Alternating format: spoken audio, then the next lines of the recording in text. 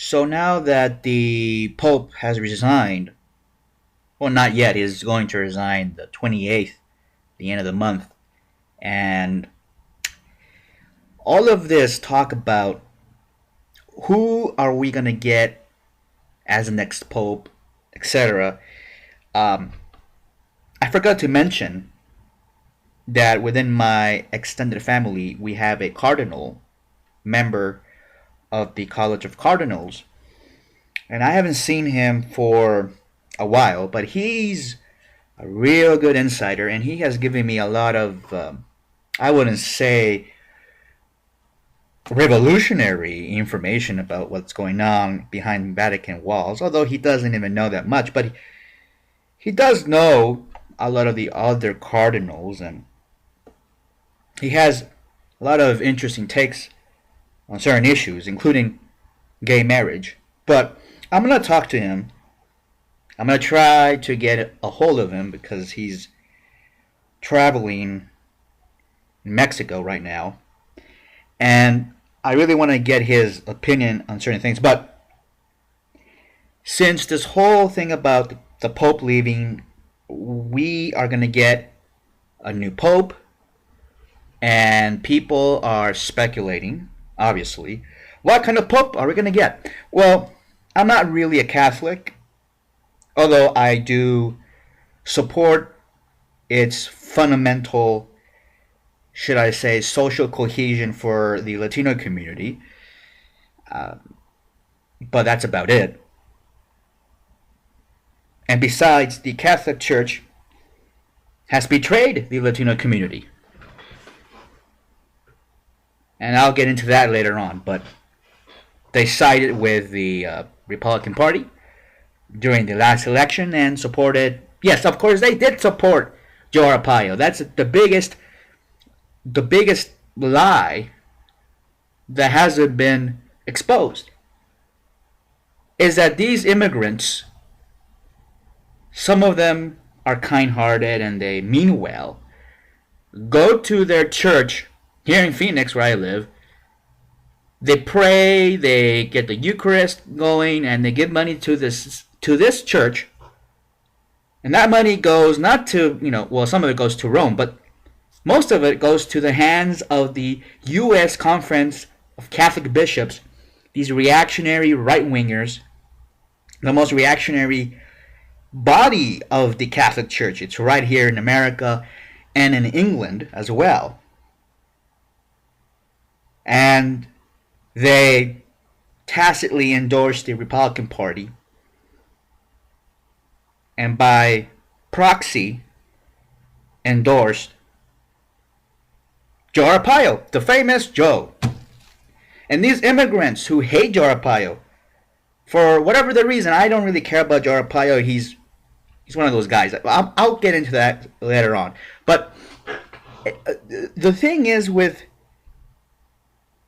these people, innocent people. These are innocent people. I don't blame them for being Catholic. I think if you want, I think most Mexicans, most Latinos consider themselves culturally Catholic, not dogmatic Catholic like those lunatics of the French right, like Rick Santorum, frothy, like that guy. These people are well-meaning, and they go to church, they pray to the Virgin Mary. Some of them are activists. They go there and pray to Jesus to help them get a green card, to help stop Arpaio and his racist so-called, well, that's what they say, the racist war against the Hispanics and Latinos of Phoenix and of other areas of here in Maricopa County. They're praying to stop a Republican dictatorship, giving money to the same church that supports their own enemies. And I get tired of saying this to my dear friends who are Catholics. And they are just what they are, cultural Catholics, although some of them are pretty extreme. Some of them really, believe in some of things that the church will teach. I mean, I'm not talking about the gay stuff, but the whole thing that popes can perform miracles. The popes are infallible. They're not infallible. They're human, just like you and me. But then what we have is the pope is now leaving the Vatican, and he will have immunity from prosecution for all the pedophilia that he helped to enable and cover. He's a pedophile enabler, child abuser. And somebody from England said, oh no, we can't have gay people adopting kids. That's child abuse. Well, the church that backs up those theories, they're the ones who are going out there raping little kids in these basements. And now they have immunity. Cardinals and bishops and popes now are able to rape little kids, even in front of everybody. And you can't do anything about it. It's legal. Raping a child is legal inside the Vatican. Did you know that?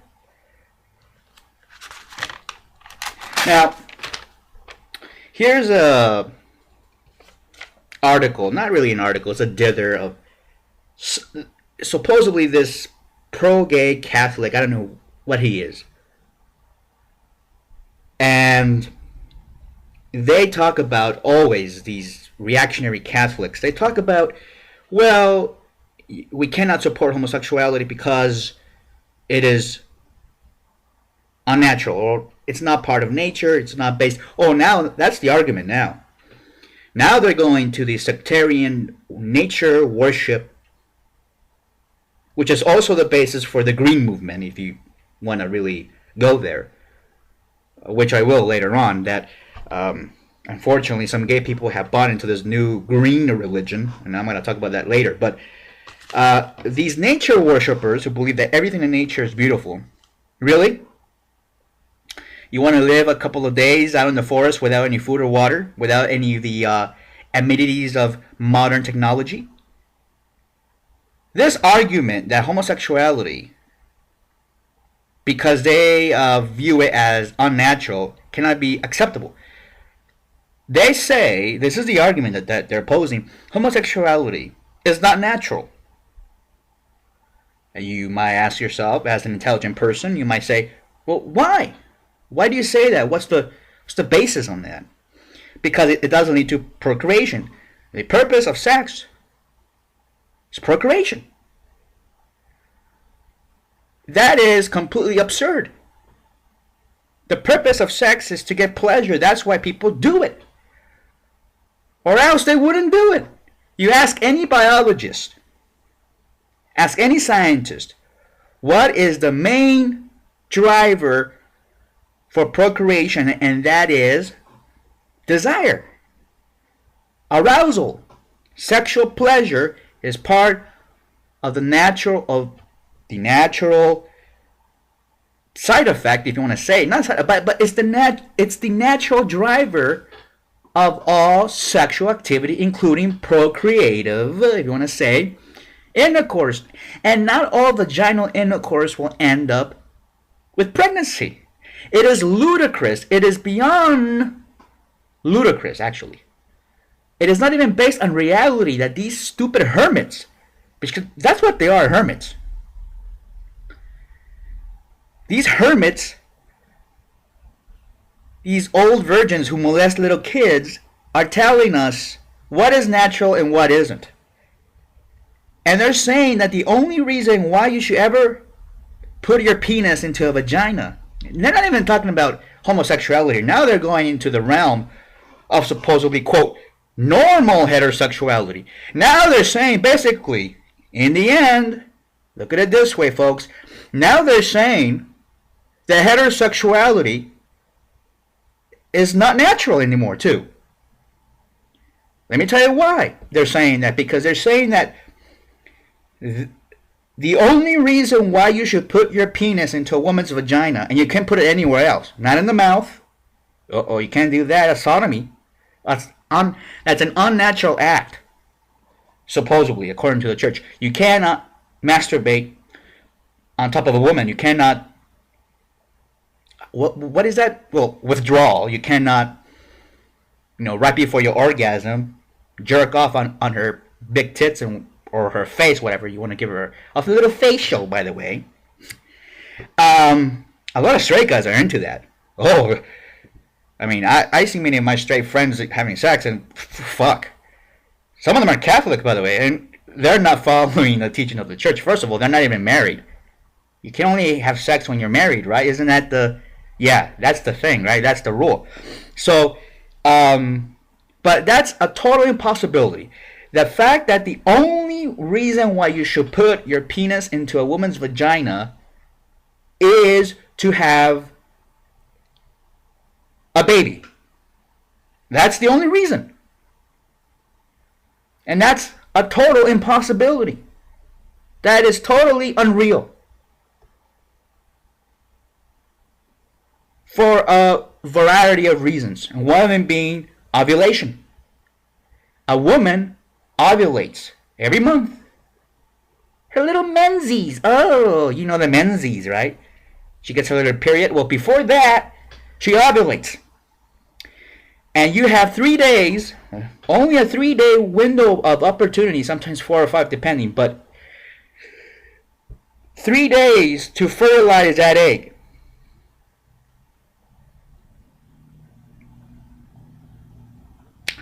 And of course, that's it. You only have 3 days. What else can I say? 3 days, that's it. So that means that a man should only have intercourse with his wife during those 3 days. And to ensure that the semen, that the sperm actually fertilize the egg. That's the only reason why you should have intercourse. The only reason is to ensure that. That is totally impossible. Many factors can happen. In fact, 40% of fertilized eggs are discharged or rejected by the uterus. The immune system attacks the fertilized egg. Did you know that? Oh no, we'll take some biology, learn. If you're Catholic, you should know about this stuff. Because since the church is so fascinating and so, so focused, like a fucking laser beam, it's so perverted in a way too, that they focus on the uterus and people's sexual proclivities. You have to really question everything. You have to know exactly what they mean by, nature.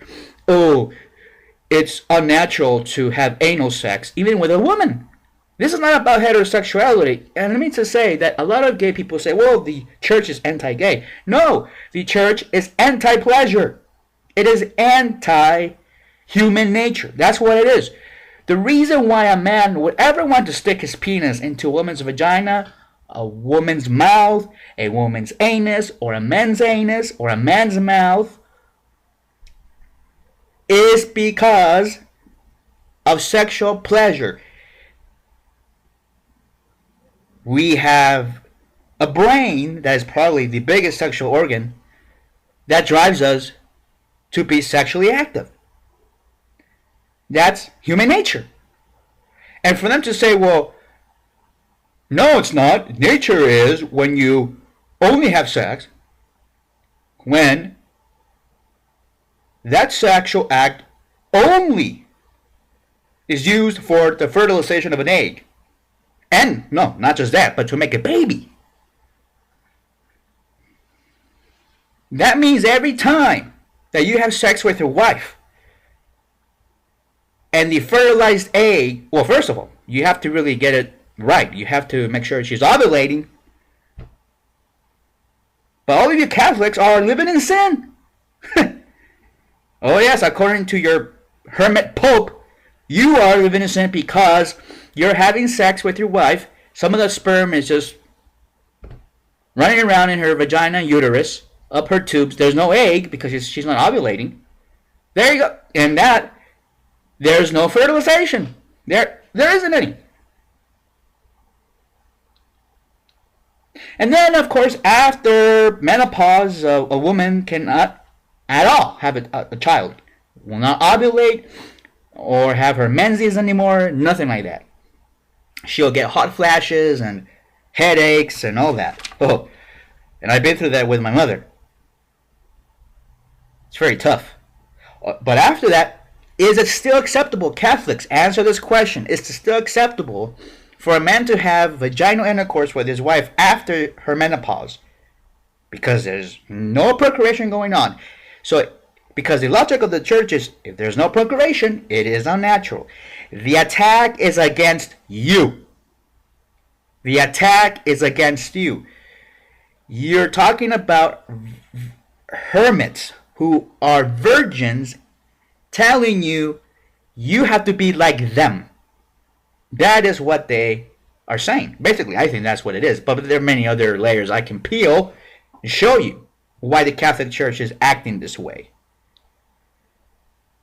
Let me tell you something. If the priests and the bishops and the cardinals and even the Pope were allowed to get married and have sex, they'll be like, wow, this is really good stuff. It's a natural feeling.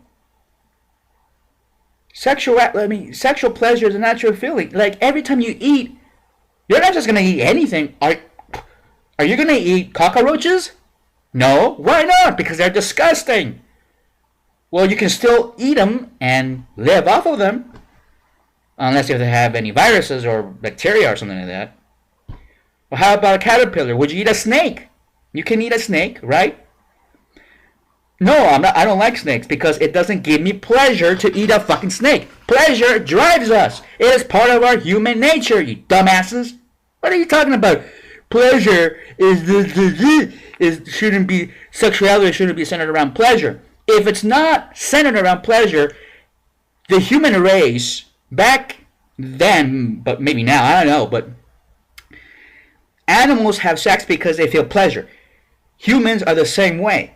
I'm not saying that we're both the same, but the humans have had sex for millions of years because of pleasure. That's what drives a man to insert his penis into a vagina.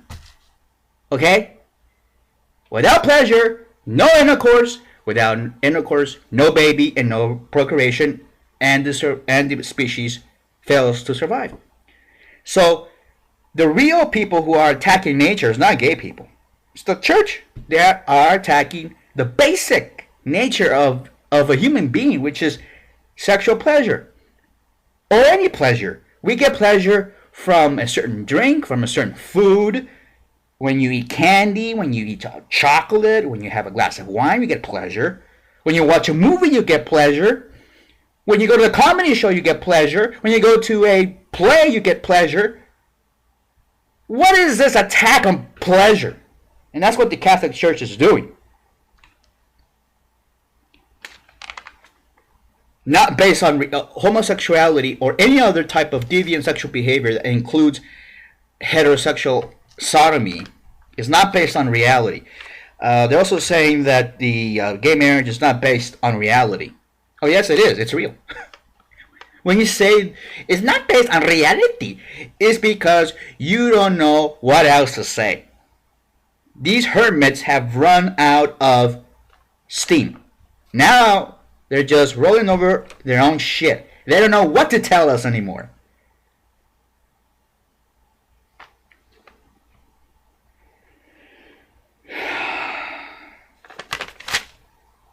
Let me read this stupid. Well, it's not really stupid, but I mean, contrived. I mean, this is so. There are a lot of these people that I know, just like this, Catholics who are trying to portray themselves as pro-gay, but, you can be gay, but, be chaste. That means to deny you sexual pleasure. Even though that's, the penis, my friends, the penis has a glans.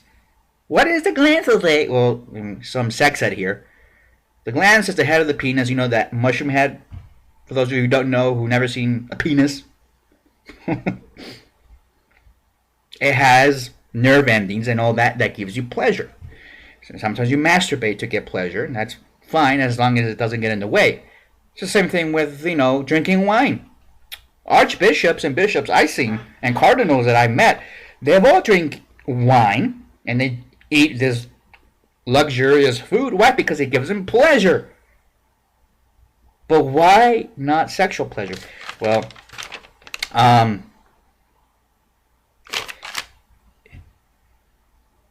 the reason why these Catholics are trying to be, well, not all of them, but they're trying to be, wishy-washy about this. They're waffling this and calling us to be chaste.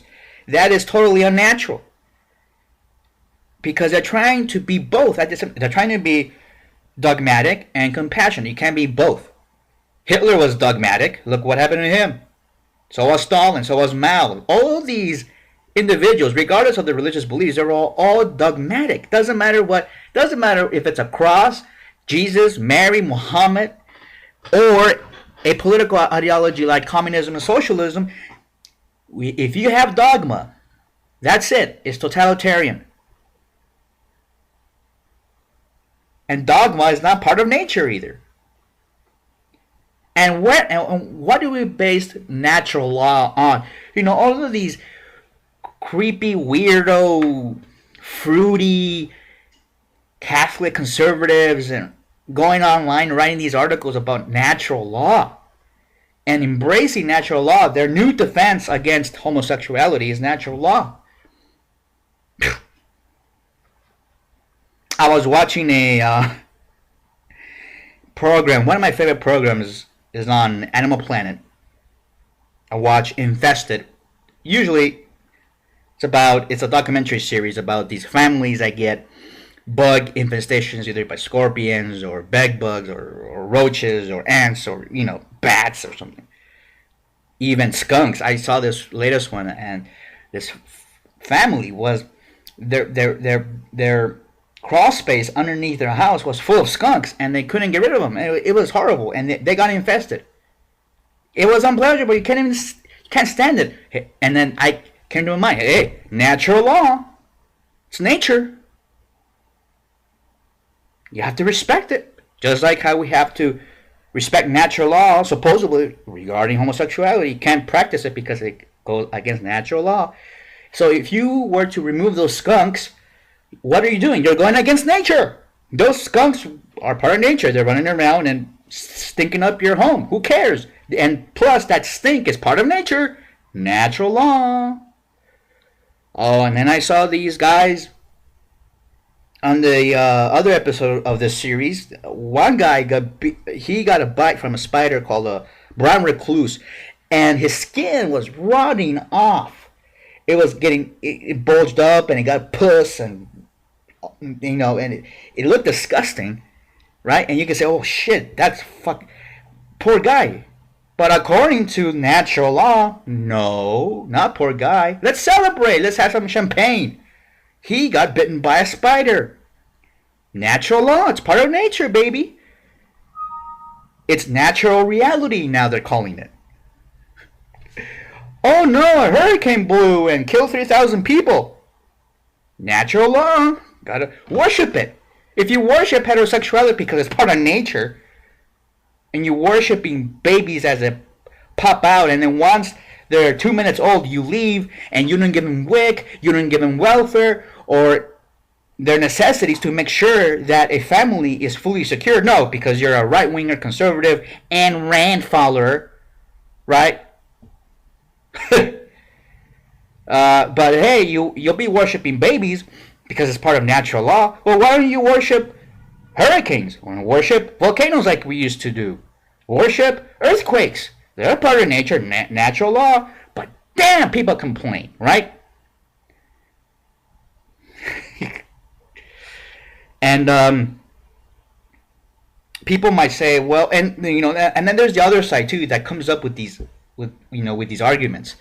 They say, well, animals have butt sex too. Animals have gay sex. Yeah, because certain animals have a clear connection to their sensory glands and in their genitals, and that the reason why they have butt sex with other members of their same sex is because of pleasure.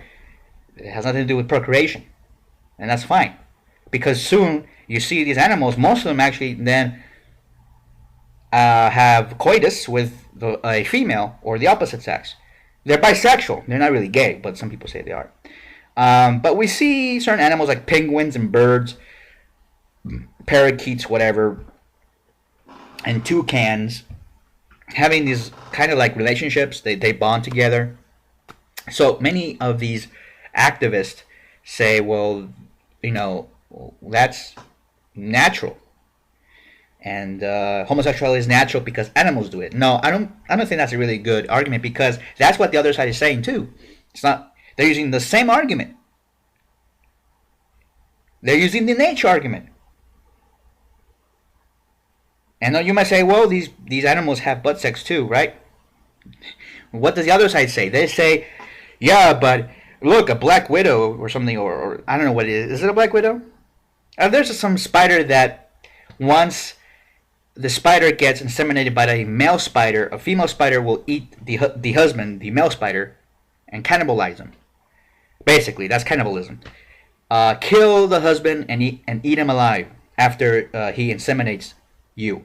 That's what the female spider does. I don't know what race of spider it was. I don't know, but some Muslim cleric try to be a smart ass and say, whoa, if you're saying that animals are homosexual, then the spider that eats its own sexual mate for dinner, well, I guess I'm allowed to eat my wife after I fuck her because it's in nature, because the spiders are doing it. That's the argument. And there's no way to get back at these people, because, first of all, they're using the same argument. They are using, oh, nature, nature, nature. Look at the law of reproduction, somebody told me once.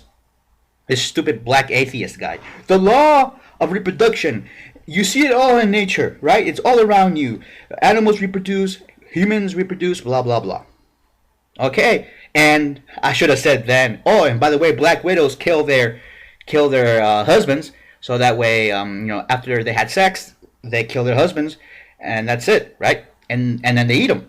And so I guess we could have that because it's nature, it's around us. Here's the thing. We're not part of nature. Look at it this way. If the alarmists and the green fetishists are correct, saying that we humans are causing global warming, and that's another thing I want to get at later on, not now, that we humans are at fault, then in reality, we're not part of nature. Unless you green nature worshippers, because you're the same. You're no worse than these reactionaries from the Catholic Church who also worship Mother Earth and nature. Just like they're doing with this anti-gay rhetoric. That's what they're, part of the anti-gay rhetoric of the Catholic Church is to worship Mother Nature. Just like you green environmentalist.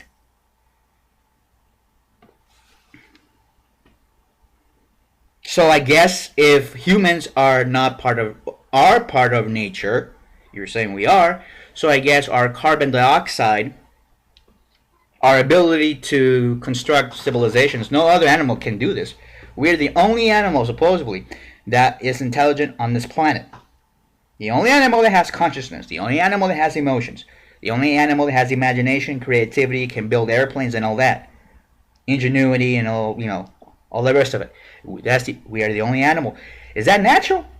I mean, look at every other living thing on this planet. If you're going to say that homosexuality is not natural because it's not in nature, supposedly, that's the argument, then you have to say that being intelligent, being a human, is unnatural. Because no other species of animals are doing what we're doing. And if the fanatics of green environmentalism are correct, these Al Gore supporters, these Al Gore cultists, if they are correct, and we're causing global warming and the destruction of the earth, right? Then we're not part of nature. Unless you green environmentalists will have to admit, because they have to keep everything consistent. These certain scientists who have a lot of money invested in this, a lot of their careers are invested in this. That's why they won't come. But I'm not going to get into that. But these scientists have to be consistent. They say that we are animals and we are part of nature, but yet we are producing this gas called carbon dioxide, which is polluting the air, and it's not natural. So that's a problem. So what are we then? Are we natural or are we not natural? Because if we are natural and we are part of nature, then the carbon dioxide that we are emitting through our own natural evolution, if you want to call it, natural evolution to civilization and industry that has created global warming, then you have to say that global warming is natural and it's part of the process. And that's it. Worship it, all of you cardinals and you hermits at the Vatican City. Why don't you worship global warming? By the way, the Catholic Church supports global. They support carbon taxes and they believe in the global warming thing. They believe it too. You know, when people who believe that a certain man can part the Red Sea, and now they believe in global warming, there's really something wrong right there. That's all I have to say. So. But I kind of deviated from what I really wanted to talk about today. And that's fine because, you know, folks, you're going to have to, for those of you who care about defending gay people and not just that, but defending against even if you're straight, I mean, these reactionary conservative hermits of the Catholic Church, they really hate you too. They hate heterosexuality. That's why all priests who are saintly and who are presiding over you and have all this power, they are celibate because sexuality is dirty. That's what they think. That's in their mind. They hate you too.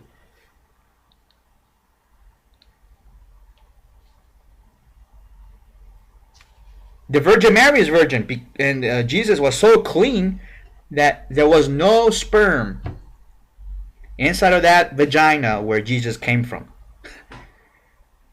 And yet they're telling us, wait a minute, homosexuality is not part of nature.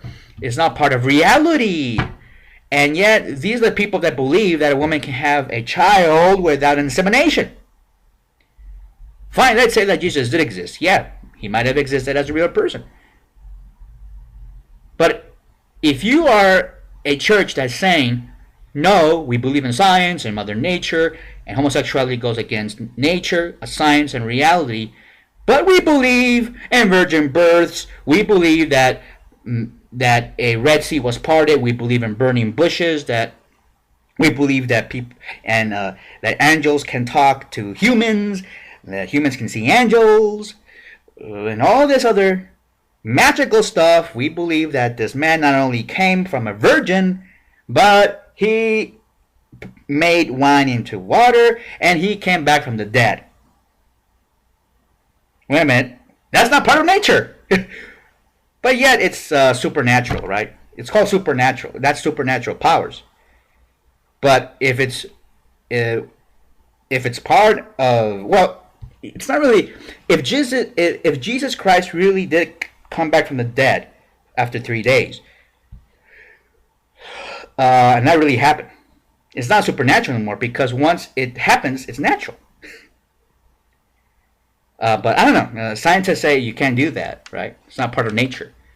But the Catholic Church says that you can if you're Jesus. Only Jesus can do that because Jesus was God. So a God has come down to the planet Earth, embodied as a human being. That's what they believe. And yet they want us to say that homosexuality is not part of nature. It's not natural. Come on, please. Give me a fucking break here. I can go on and on and on about this. I can take this at so many levels.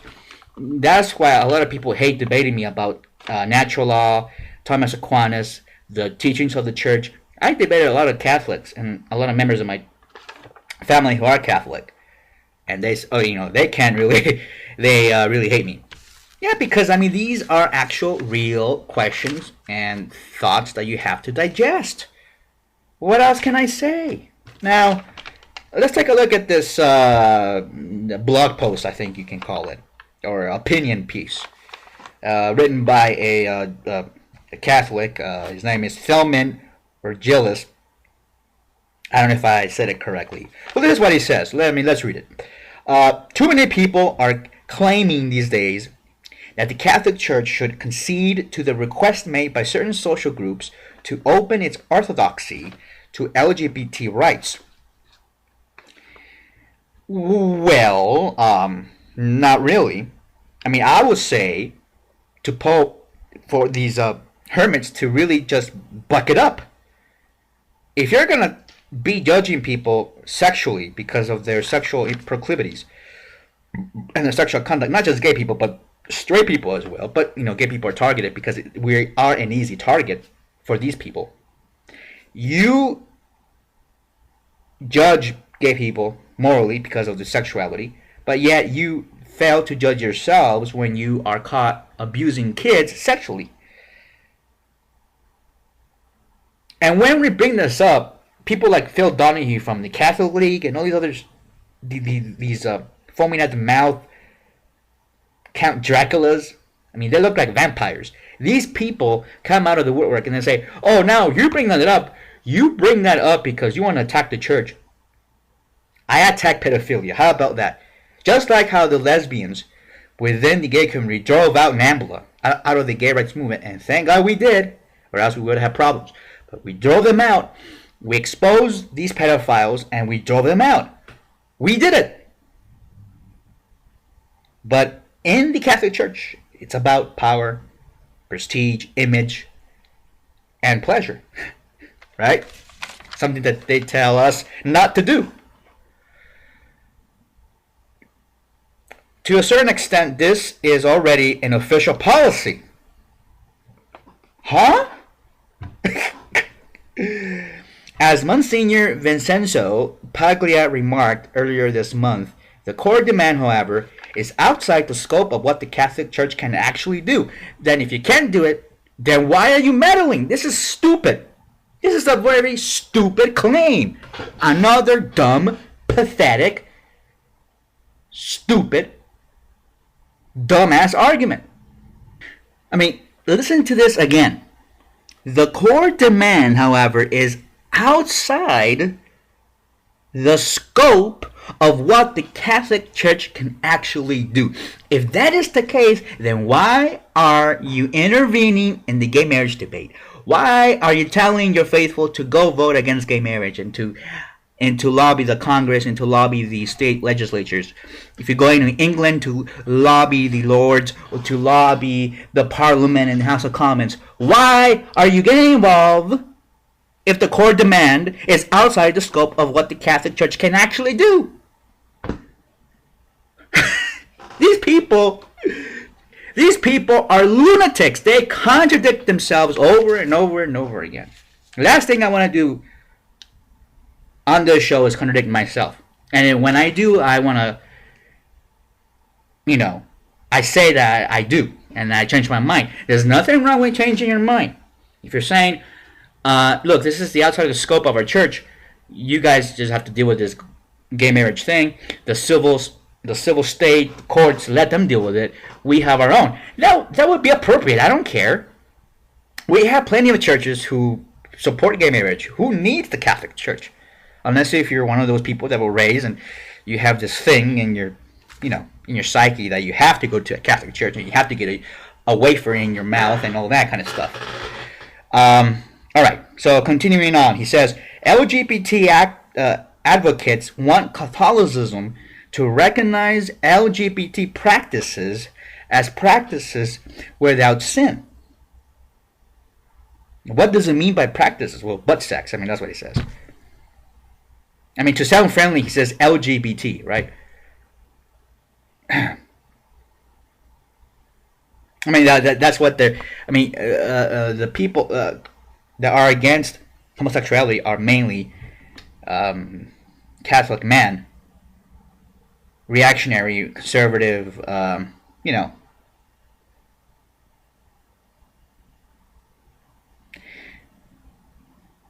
And we advocates want the Catholic Church to recognize our practices as practices without sin. No, what we want for you is to butt out. Is that a sin? to ask somebody to butt out?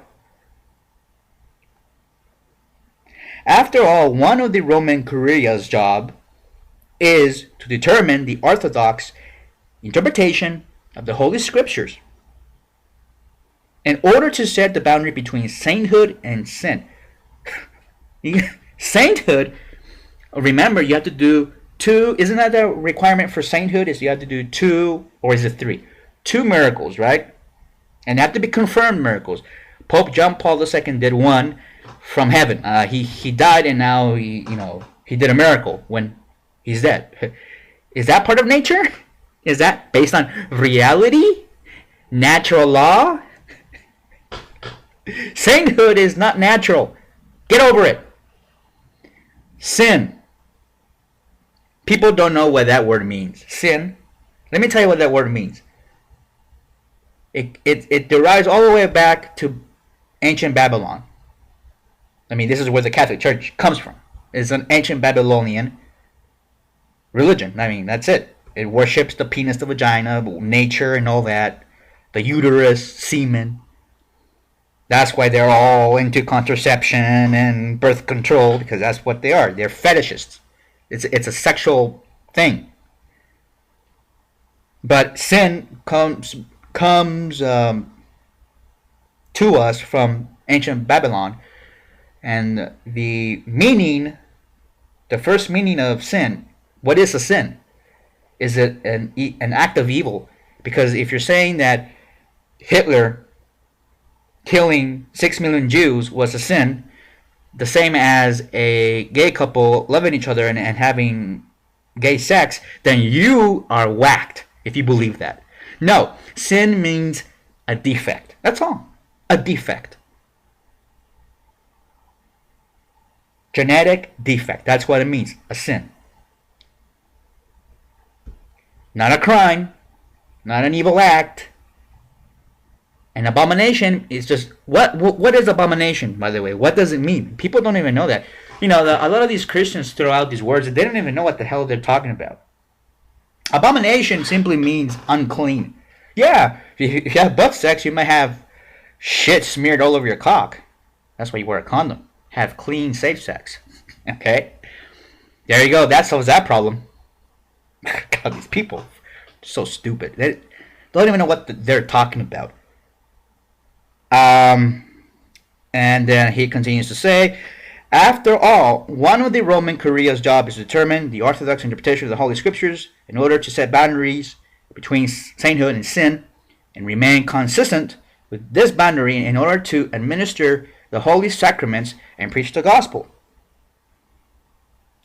Yeah. Isn't sin also...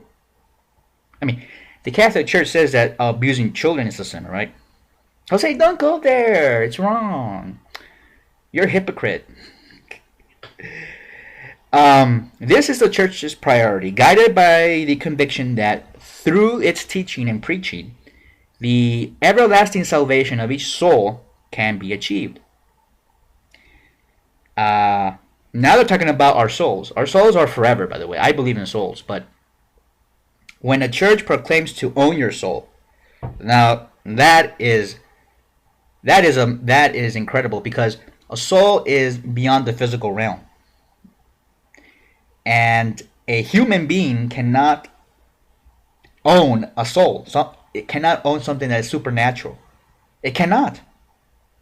So why are they... I don't know why they're doing this. Well, it's just pure language to make them seem holy, and they know everything about life and the secrets of the universe.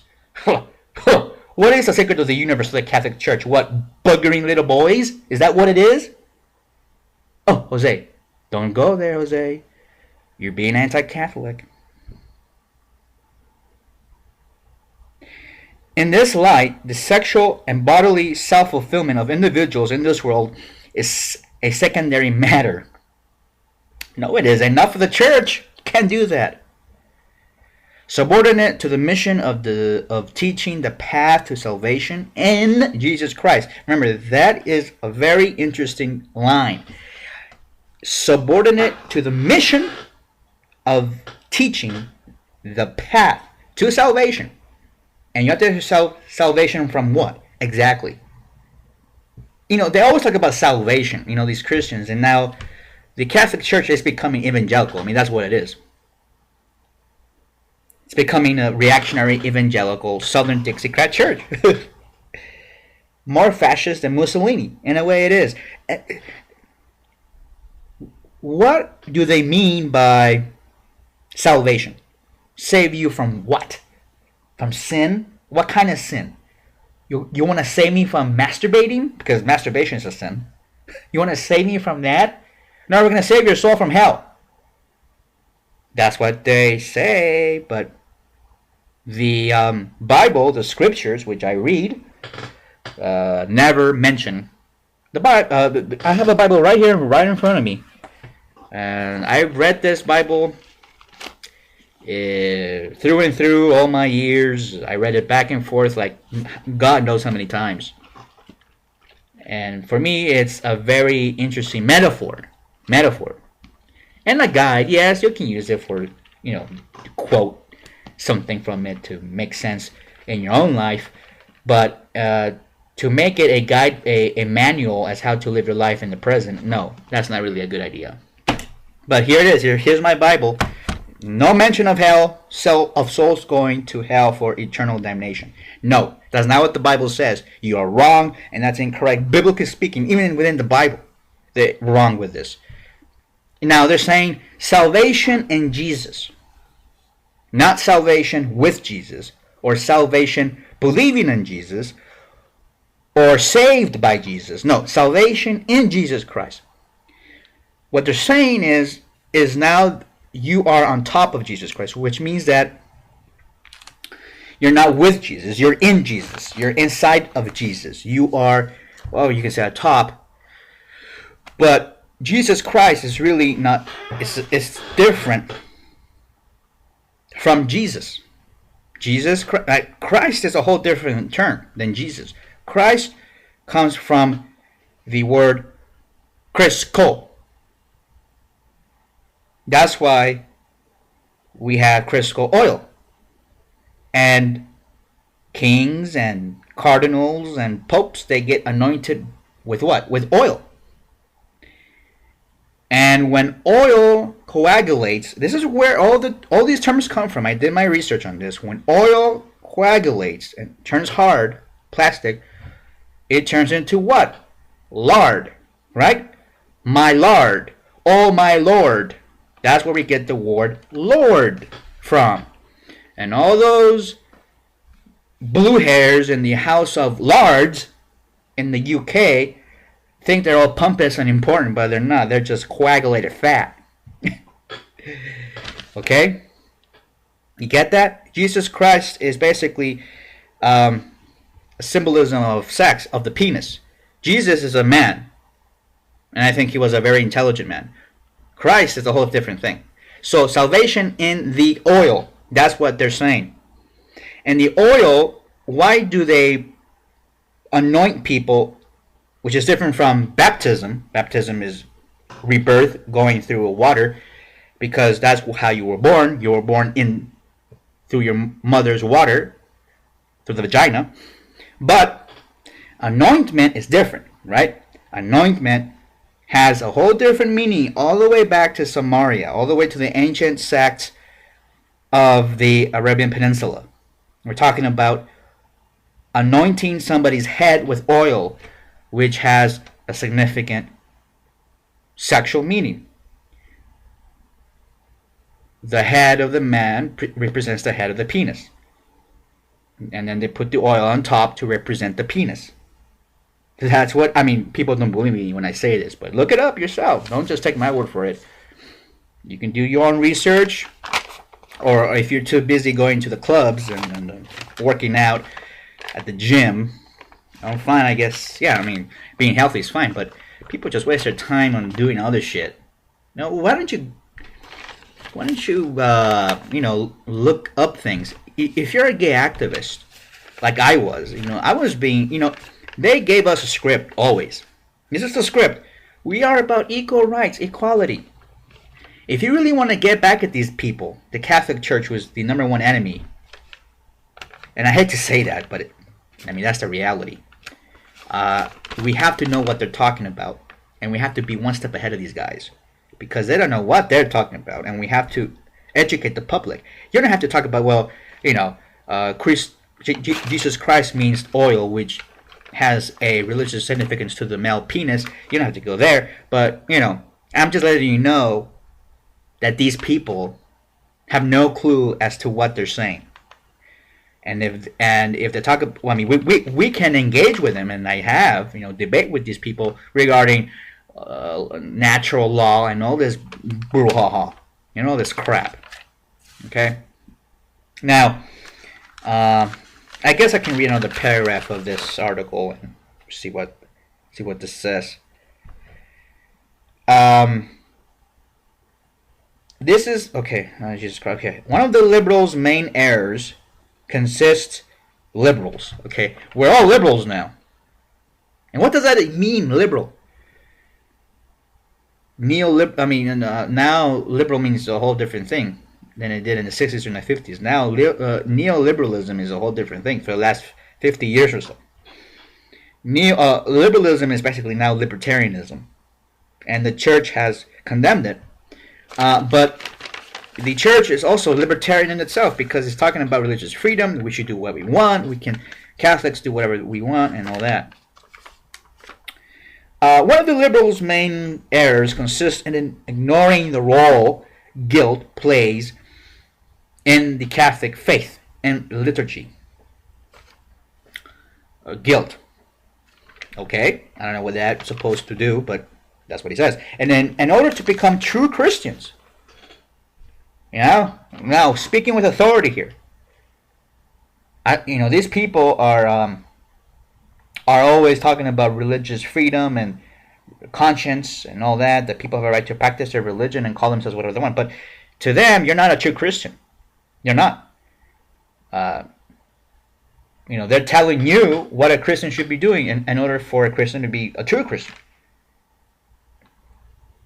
And yet, they turn around and say, wait a minute, religious freedom. People have a right to think whatever they want and then say whatever they want. All right. And so, in order to be true Christians, we begin by accepting our sins and hope for salvation and repentance of those sins. Again, he doesn't explain salvation from what and what the goal of that is. LGBT practices, again, he doesn't elaborate what practices he's talking about, but I know what what he means is butt sex. LGBT practices are not the only sinful acts. All kinds of pleasure. See, here we go. This is where I'm coming from. This is the attack on the human being, on the whole human being. This is the attack. The reason why we eat is not because not to starve. No, it's because we like what we eat. Sugar, pleasure right there. Chocolate, sweet stuff, fried food, mayonnaise, chicken, nice and delicious. Makes your mouth water. That's pleasure. If you don't want to starve, if the only reason why we eat is because not to starve, then just go ahead and eat a cockroach. Then eat a lizard. Who cares? No, we eat for pleasure. But it seems like the only pleasure out there is gay sex, right? That's the only pleasure that these people think about.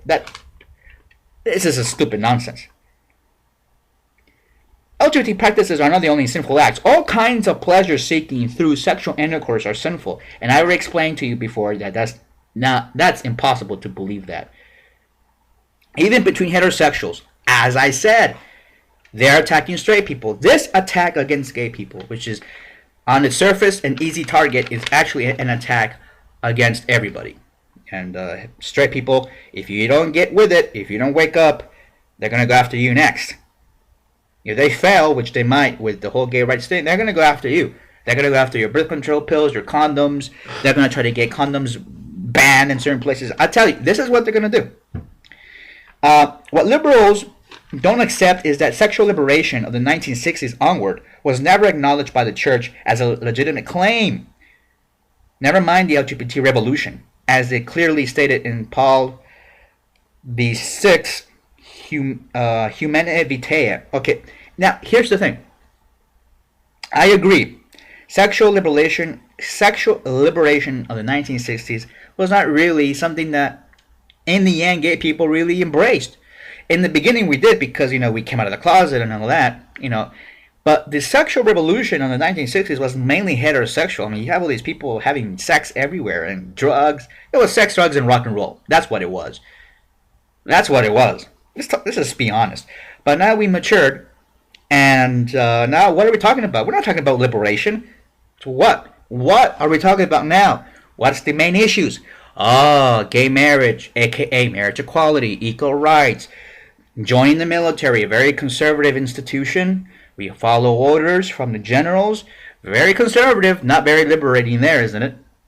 Yeah? You want to be in a marriage, in a monogamous relationship for the rest of your life? Wow, that's a big deal. Very conservative, not very liberating there. So, this guy still has his mindset on that we're still in the 60s. This is the sexual revolution. Yeah, and like a candle, it just blew out. It's over.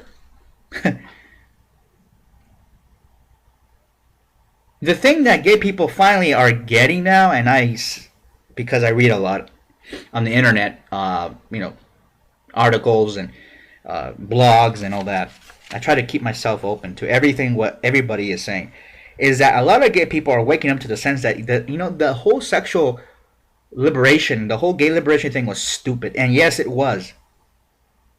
In a way, it was. The only thing that we needed to do back then was to come out. That's it. That's all you needed to do. But everybody wanted to come out naked. That's what the sexual liberation was. And if you read the Gay Liberation Front manifesto, which was the manifesto of that time, written in the city of London, 1972, you'll see that gay people are supposed to attack marriage, not embrace it. You're supposed to attack relationships because they are archaic and oppressive, not be in a relationship. You're not supposed to adopt or have kids. Kids are burden. That's what they say. The family is a burden.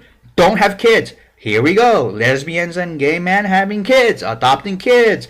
Now you have a lesbian couple and a gay man on a birth certificate in Florida. What is this? It's not liberation. It's finally accepting our human nature. Our human nature is we seek both pleasure and love. We seek enjoyment and thrill, but we seek order, guidance, and stability. Okay? That's part of human nature. That's the reality. You want to talk about real natural law? That's what it is.